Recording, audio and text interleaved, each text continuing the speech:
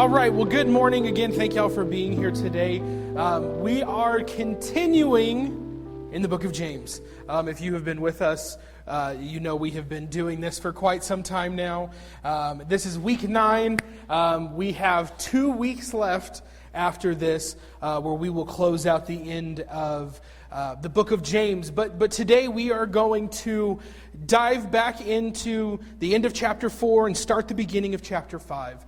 And as we do that, and we can kind of look back over the last several weeks, I won't go through them all like I have been because, again, this is week 9, and I'm sure y'all are tired of hearing about what we talked about 2 months ago. So, the last couple weeks, we have talked about several significant issues that James presents. The first one being faith without works is dead. This is an idea that a true saving faith is a faith that overflows into action. So if we have a saving faith in Jesus Christ, it should spur a reaction in us. And that reaction should be put into action, whether that is sharing our faith or serving within the congregation or serving those around us.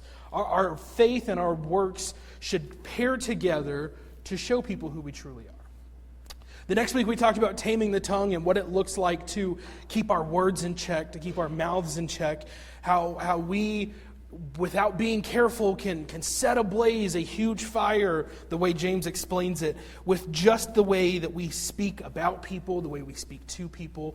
And so he challenged us, watch the way you use your words. He then talked about how if we are lacking in wisdom, because we already know that we have a lack of wisdom with how we use our words. So if you are looking and seeking for wisdom, true godly wisdom comes from above. It's not going to be something that we pick up off the street or we pick up from within the world, but it's something that we pick up from God alone. And then last week we talked about, it was a warning against worldliness. It was a warning against being friends with the world. That we are to be set apart in the way that we interact with people, that we interact with those around us, that we interact with the world and what the world is pushing us to be. And he tells us that we need to resist the devil and he will flee from you, and draw near to God and he will draw near to you. As we are chasing after this connection with the Lord Jesus Christ, we do so in a way that we have to shed who we are, that we have to shed who we are as human beings and within our human nature. And this is something we have to do continuously, because if we leave ourselves unchecked, we can start to pick back up characteristics of the world, as we discussed in our Sunday school class this morning, that we are to put on the new life that Jesus has given us. And so we talked about those few things over the last several weeks, and so today we are going to jump into some pride issues. And there's a 2 different sections that we're going to compare, and we're going to break one of the cardinal rules, and we're going to go across into a new chapter. I know, I'm sorry, but I didn't put the chapter number there. That was somebody else. But these 2 ideas are connected. These 2 thoughts that James presents are very much the same thought, but compared to the believers in Jesus versus those who are within the world. The merchants of the time that were faithful believers in Jesus and how they acted versus how those outside of the faith treated their finances. So today, again, we jump into James chapter 4, starting in verse 13. Verses 13 and 14 tell us this: "Come now, who say, today or tomorrow we will go into such and such town and spend a year there in trade and make profit. Yet you do not know what tomorrow will bring. What is your life? For you are a mist that appears for a little time and then vanishes." What very kind words of James. For we are just a mist that is here for a little time and vanishes. So this section we are going to title "The Greed Sins of Believers."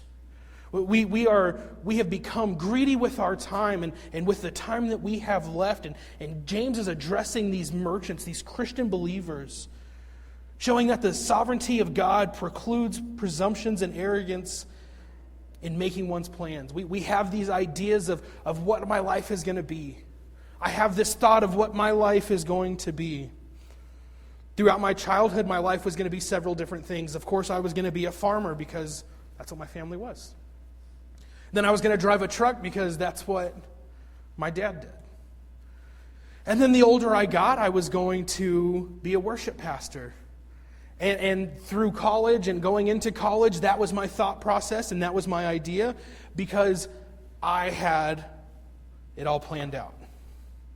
I'm going to go to college, I'm going to get this degree in church music and in worship leading, and I'm going to lead worship all over the world, and I'm going to do all of these great things for the kingdom, and God checked that pretty quick. Because once again, I was not listening to His direction. I was putting myself in the position of God, and so I was setting the agenda. But He tells us, yet you do not know what tomorrow will bring. What is your life? Our life is what God has put us into. These business people think that they control events, but fail to recognize that God's control and the temporariness of life, again, it's just a mist that fades away. We forget these things. And it's not that planning or investing in what's to come is wrong, but this arrogance and this self-confidence that we carry are incorrect. We have this idea and we have this decision that we've made that I am going to do this because I can. But really when we don't go back to the Lord and when we don't take into consideration what it is that He is moving us towards, we completely miss out on what tomorrow holds. By taking advantage of our own lives, we choose not to honor the Lord as we are called to do. But by choosing to decide that I know better than anything else, we have removed God from the equation.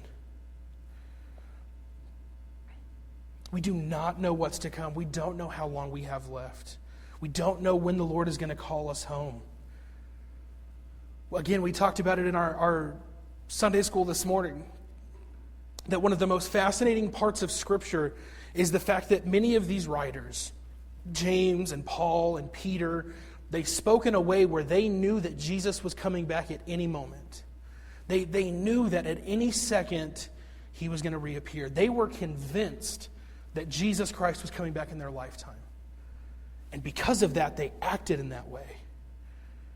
They acted in a way that they were just absolutely convinced the Lord is coming back. Not only is He coming back, but He is coming back to see me. I feel like we've kind of gotten away from that. We've gotten away from this idea that at any point the Lord can come back. But at the same time, at any point the Lord can call us home. When we are boasting about these things that we are going to do and bragging about these things that we are going to do, we are removing God from the equation. We are removing God from our lives. And again, it might not be intentional. It might not be something that we are doing with hate or with malice in our hearts. It's just who we are. Because we've been told, again, as we live in this world, as we live in this society that pushes us to be who you are, pursue who you are, do whatever feels good for you, that we forget that the God of the universe has a direction and a plan for our lives. I came across this great quote this week from St. Augustine, and it tells us this. He says, God will not suffer man to have the knowledge of things to come. For if he had the prescience of his prosperity, he would be careless.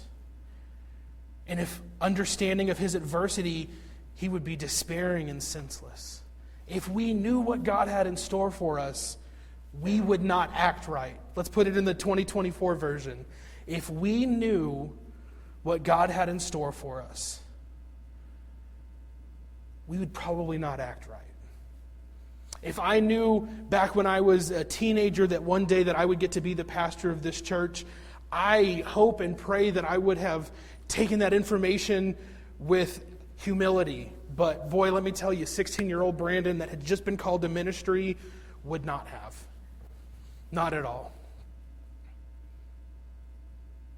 So he says that God is not going to give us this information so that we don't linger on what's to come, that we are to plan and do for what is happening right now.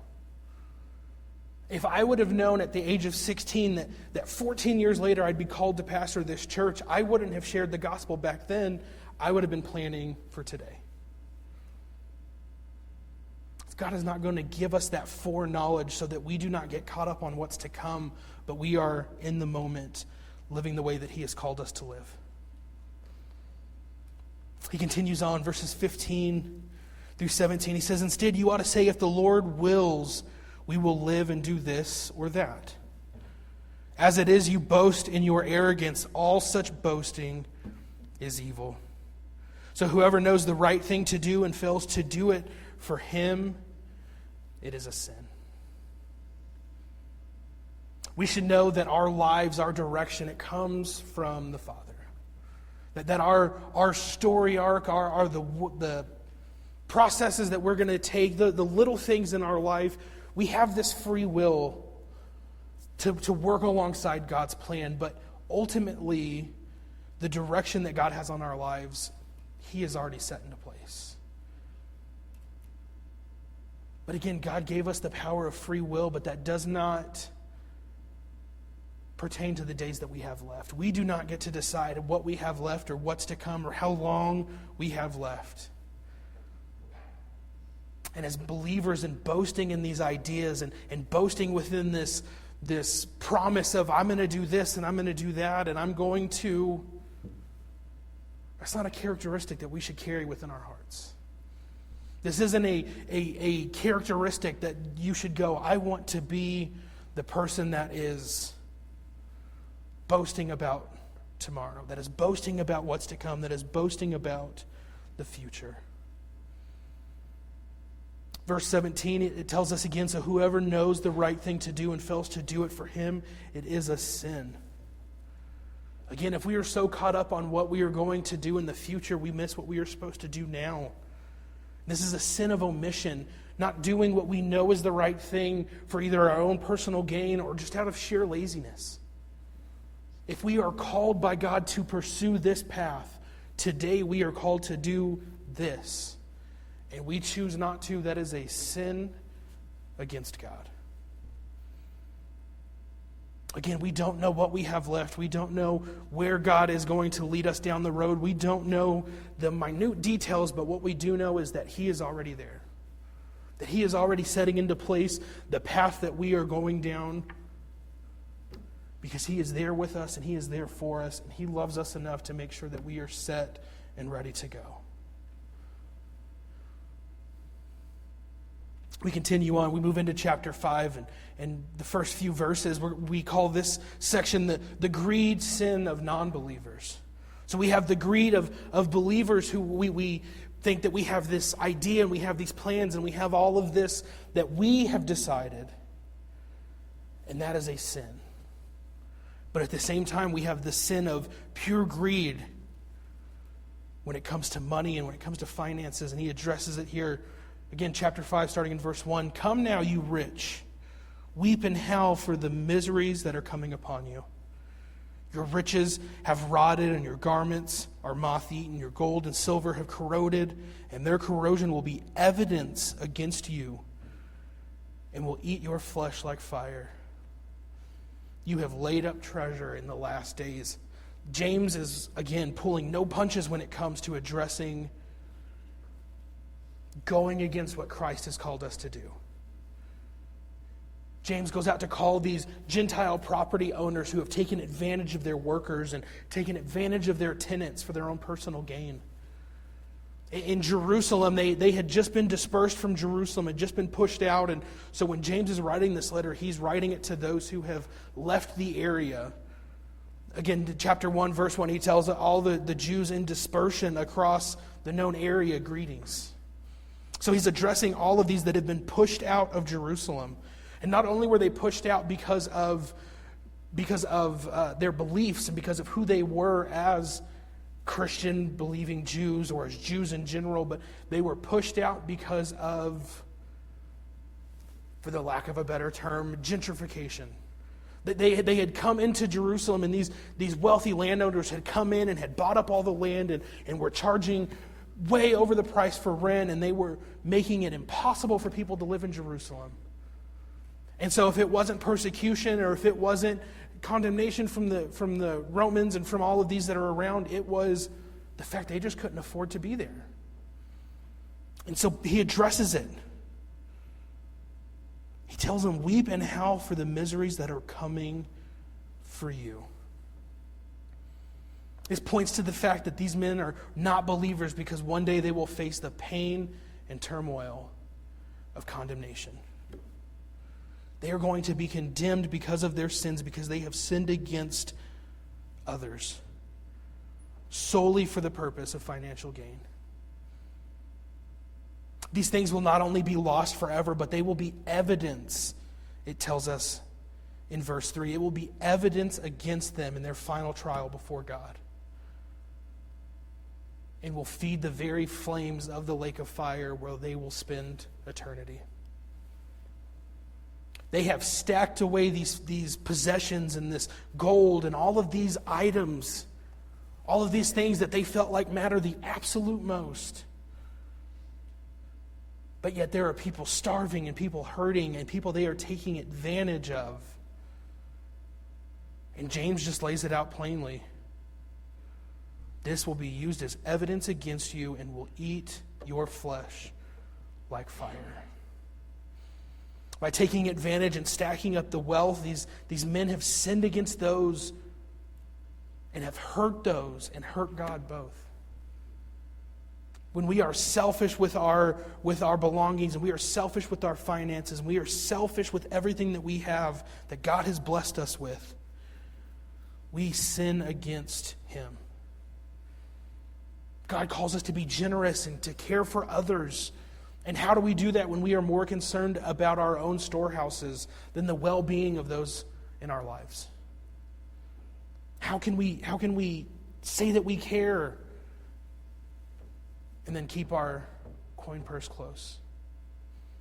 All of these materialistic things, these treasures will fade away. You can't take it with you, they tell you. You can't take it with you into the grave. These things will fade away. How is it more important than the well-being of those that God has put in our lives? Those who have been exploited for our personal gain, for the personal gain of those who have cheated and lied and stole from them. He continues on, behold, the wages of the laborers who mowed your fields, which you have kept back by fraud, are crying out against you. And the cries of the harvesters have reached the ears of the Lord of hosts. You have lived on the earth in luxury and in self-indulgence. You have fattened your hearts in the day of slaughter. You have condemned and murdered the righteous person. He does not resist you. It tells us that the voices of the laborers will cry out against him. These people that have been taken advantage of for their own personal gains, these people will cry out against him. Not only that, but we have lived in this luxury and this self-indulgence. But Scripture tells us that our inheritance is in Him. Our inheritance is in His kingdom forever. We're not supposed to be chasing luxury and self-indulgence in our time here. We are to be helping those around us so that one day when we get to heaven with the Father, that is where our true treasure comes. He tells them, you have fattened your hearts in the day of slaughter. This idea of keeping things to ourselves and taking advantage of others for personal gain, this is a way that James addresses direct sin in those outside of the faith. And y'all, we as Christians, we as believers, we as followers of Jesus, we are called to a higher level. We are called to care for those who He has put in our lives. We have called to be there for those that He has put into our lives. And so today there's a few things that I want us to take into consideration within these few verses here at the end of James. As believers in Jesus, there are three things that we must be. The first one is this: as believers in Jesus, we must be humble before the Father. Within our humility, we must also know that the call placed on our lives has a time limit, and we cannot waste what God has called us to do. So often we take into consideration that God has put these things in our lives, whether it's a job or it's a family member, it's a neighbor, it's a loved one, whoever it is. We think, I have time. I have time. We'll play the slow game. I have time. But in all reality, we don't know that we have that time. And if God has tasked you with something specifically in your lives, I encourage you to do it. And do it now. We must be humble before the Father. There's a quote from a gentleman named Henry Newen that tells us this. He says, I often think a life is like a day. It goes by so fast. And if I'm so careless with my days, how can I be careful with my life? I know that somehow I have not fully come to believe that urgent things can wait while I attend to what is truly important. It finally boils down to a question of deep and strong conviction. Once I am truly convinced that preparing the heart is more important than preparing the Christmas tree, I will be a lot less frustrated at the end of the day. What are we putting on the back burner that needs to be done now? Because there, again, we can get so busy with life. We can get so busy with the things going on. That was one of the things about coming into this job full time was I had several other side jobs that I did. But in coming into this job, my decision was I needed to get rid of everything else that I was doing. Because God has called me to this place at this moment. And if I'm filling my time with all of these other extracurricular things for just fun at this point, I am missing out what God has called me to do now. We need to care about the important things. We need to care about the things that we are called to do now. There are things that are urgent and there are things that are important. But when we align ourselves with Christ, we can align ourselves with what we are called to do at this exact moment. The next thing we have is, as believers in Jesus, we must be humble before the Father. We must be confident in the Father. As believers in Jesus, we must be confident in the Father. Because if we are going to be believers in Jesus Christ who completely give our lives over to Him, we must be confident that He has the best intentions for us. That He has the best intentions for our life. That whatever comes and goes, whatever obstacles we come across, whatever life events come to us, whatever traumatic events come to us, that we are still confident in the Father. And this can be extremely hard. For many of us, 2020 was a shaky time for our confidence. For me, it was by far the worst year of my life. Between losing my job and losing my mom and losing all of these different things in my life, it was very hard to remain confident in what God had called me to do. But again, when we don't know what tomorrow has to bring, when we don't know what the next year has to bring, we have to be confident that God is going to be there with us every step, like He has for every step we've been up to so far. And lastly, if we as believers in Jesus, we must be generous like the Father. I'm not telling you that we have to just spend every single penny, dime, and nickel that we have on everybody else and that we are to suffer completely and we are to... It might get uncomfortable. It might get to the point where God pushes us to be generous just to the point of being uncomfortable. He might push us to the point of being way uncomfortable. But at the end of the day, we are called to be generous to those that God has placed in our lives. Again, James is addressing these these bosses and these landowners and these landlords and exactly how they were doing things within their businesses. And not only were they not being generous, but they were taking advantage of these people in their lives. Again, as believers in Jesus, we have to be set apart from this. We have to be so generous that people are confused by it. But we as believers must be generous like the Father, because time and time again, God has provided for us. God continues to provide for us time and time again.